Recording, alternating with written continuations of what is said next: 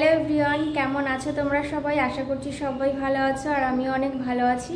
তো সকালবেলা ঘুম থেকে উঠে আমি স্নান পুজো সমস্ত কিছু কমপ্লিট করে ফেলেছি। তো এখন ঘড়িতে বাজে 11:30। তো এখন আমি রান্না করব, একটা জিনিস রান্না করব, সেজন্য ভাবলাম চলো তোমাদের সঙ্গে একটু শেয়ার করি। সেটা হলো দই কাতলা। আর দই কাতলা হয়তো তোমরা অনেকেই খেয়েছো, কিন্তু এটা একটু স্পেশাল যেহেতু আমি রান্না করছি।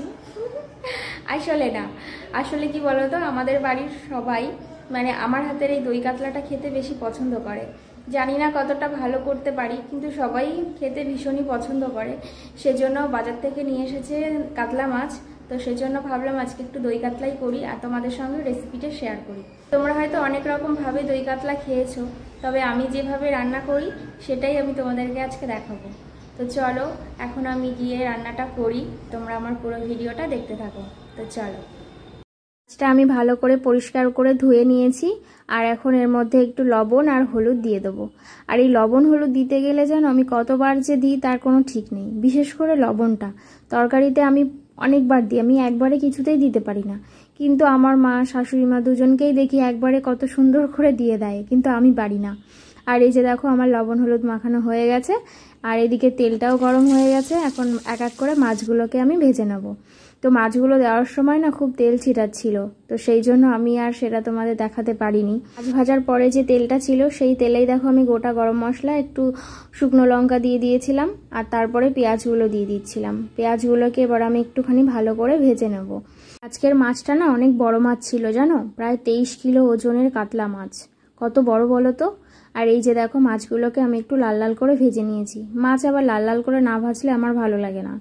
আর এখানে দেখো আমি একটু টক দই ফেটিয়ে নিয়েছি। আজকে না দইয়ের পরিমাণটা একটু কম দেব, কারণ দইটা না খুব টক। আমি বিশেষ করে এই দই কাতলা করতে গেলে মিষ্টি দইটা ব্যবহার করি। পেঁয়াজটাও ভাজা হয়ে গেছে, এখন আমি মশলাটা দিয়ে দিচ্ছি। মশলার মধ্যে দিয়েছিলাম হচ্ছে একটু কাঁচা লঙ্কা, শুকনো লঙ্কা আর হচ্ছে আদা আর রসুন, আর কিছুই আমি দিইনি। এবার মশলাটাকে আমি ভালো করে একটু কষিয়ে নেব যতক্ষণ তেল না ছাড়ে। তো এখন দেখো মশলাটা আমার ভালো করে কষানো হয়ে গেছে। এখন আমি দিয়ে দিচ্ছি টক দই, আর টক দইটা দিয়ে এবার আমি মশলাটাকে আরও বেশিক্ষণ কষিয়ে নেব। মিষ্টি দইটা পেলে একটু বেশি ভালো হতো। ও ঠিক আছে, চলো। এখন দেখো মশলাটা আমার ভালো করে কষানো হয়ে গেছে। এবার এর মধ্যে দিয়ে দেবো আমি জল। যেটুকু পরিমাণে আমার জল লাগবে আমি ঠিক সেইটুকু পরিমাণেই দেবো। আর দই কাতলা তো বেশি ঝোল ঝোল করে না, একদম মাখা মাখা হয়। এই দই কাতলার রেসিপিটা না একদমই ইজি, সেরকম কিছু প্রয়োজন হয় না। হাতের কাছে যেগুলো থাকে সেগুলো দিয়েই হয়ে যায়, শুধু একটু দইয়ের প্রয়োজন হয়, আর কিছু না। আমার কাছে মিষ্টি দইটা হলে একটু বেশি ভালো হয়, কারণ হালকা মিষ্টি একটু ঝাল ঝাল হলে তরকারিটা খেতে বেশ ভালো লাগে। কিন্তু তোমরা চাইলে টক দই দিয়েও করতে পারো, আর তার জন্য একটু অল্প পরিমাণে চিনি দিয়ে দেবে, তাহলে ঠিক আছে, লেভেলটা ঠিক চলে আসবে। আর এখন দেখো মাছটা ভালো করে ফুটে গেছে।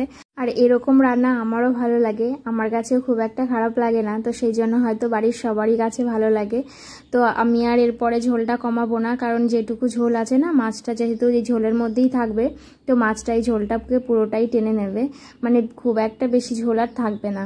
দেখবে অনুষ্ঠান বাড়িতে দই কাতলা করলে কিন্তু হলুদ দেয় না, কিন্তু যেহেতু এটা বাড়ির রান্না সেই জন্য আমি একটু হলুদ দিয়েছি। আর কালার যদি ভালো না হয় তো খেতেও ভালো লাগে না। আমার এই রেসিপিটা তোমাদের কেমন লাগলো একটু কমেন্ট করে জানিও। চাইলে তোমরাও বাড়িতে ট্রাই করতেই পারো, খুবই টেস্টি হয়। তো যাই হোক, আমার এই পুরো ভিডিওটা দেখার জন্য তোমাদের অসংখ্য ধন্যবাদ। আর দেখা হবে পরের ভিডিওতে, ততক্ষণে তোমরা সবাই ভালো থেকো, সুস্থ থেকো। আর হ্যাঁ, ভিডিওটা ভালো লাগলে একটা লাইক করে চ্যানেলটাকে সাবস্ক্রাইব করে দিও। তো চলো, টাটা।